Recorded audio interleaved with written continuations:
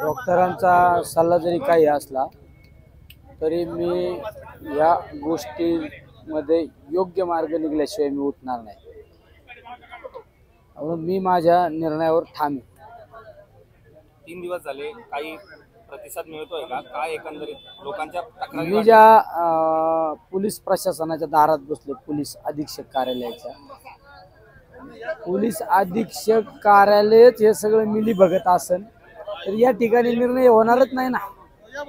मला वरिष्ठांकडे सगळ्या गोष्टी पाठवाव्या लागल्या.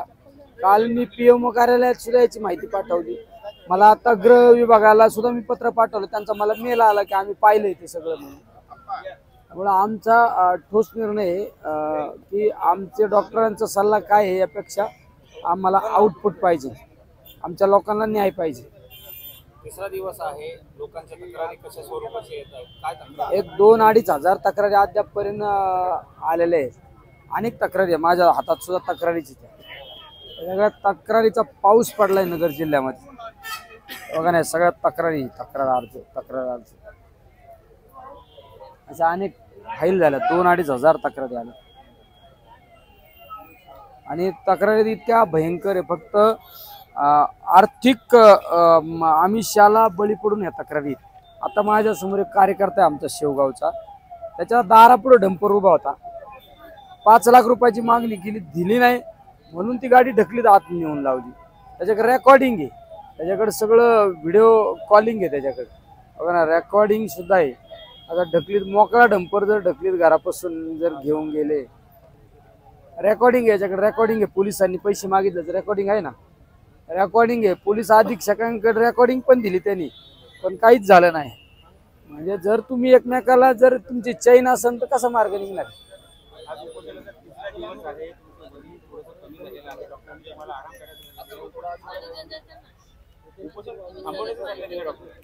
डॉक्टरांचा सल्ला जरी काही असला, मी माझ्या निर्णयावर ठाम आहे.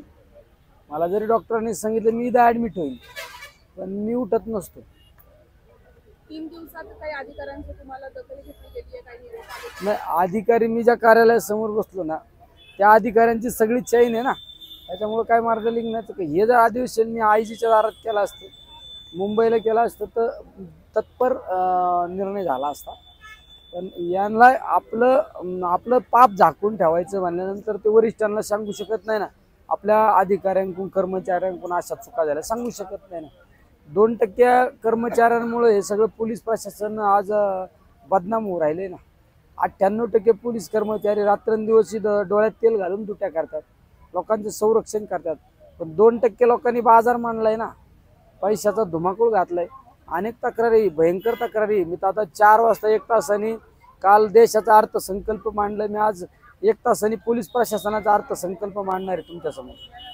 संसदेचे तुम्ही सदस्य आहात, तरी देखील पोलीस प्रशासन गेल्या 3 दिवसापासून तुम्ही बसलेला गांभीर्याने घेत नाही असं तुम्हाला वाटतं? गांभीर्याने घेत नाही असं प्रकारच आहे ना. तुम्हाला आमिष दाखवले जात आहे, तुम्हाला पासपोर्ट. या गुन्हे अन्वेषण शाखेच्या विरोधात मी आंदोलन छेडले. मी 8 दिवसापूर्वी त्यांना 10 दिवसात पत्र दिलं, मला आउटपुट द्या. त्यावर त्यांनी काय केलं, त्यांनी त्यावर निर्णय देणं अपेक्षित होतं, पण त्यांनी काही लोकांना माझ्या संपर्कात पाठवलं, काही कर्मचाऱ्यांना पाठवलं. त्यांना म्हणा आंदोलन करू नका, उपोषण करू नका, तुमचं काय असेल ते करू, महिन्याचं तुम्हाला एखादी रक्कम देऊ. म्हणजे जर हे लोक जर आर्थिकवर एखाद्या लोकप्रतिनिधीशी बोलत असतील, याचा अर्थ याने अनितीने किती पैसा कमावला आहे. यांच्या प्रॉपर्ट्या जर चौकशा लावल्या तर यांच्याकडे करोडो रुपयाच्या प्रॉपर्टी आहे, यांच्याकडे, यांच्या नातेवाईकांकडे. तुमच्यावर कुठलाही गुन्हा नसताना तुमच्या कॉल रेकॉर्डिंग CDR काढला, यात मोठे धागेदोरे आहेत का? असतील ना, सापडतील ना. आता मी आयडिया आणि एअरटेल या 2 मोबाईल कंपन्यांना माझं पत्र दिले की माझा कुठल्या गुन्ह्यात माझा नंबर घेतला आणि माझं CDR काढण्यात आलं, ती सुद्धा माहिती मला लवकरात लवकर मिळेल.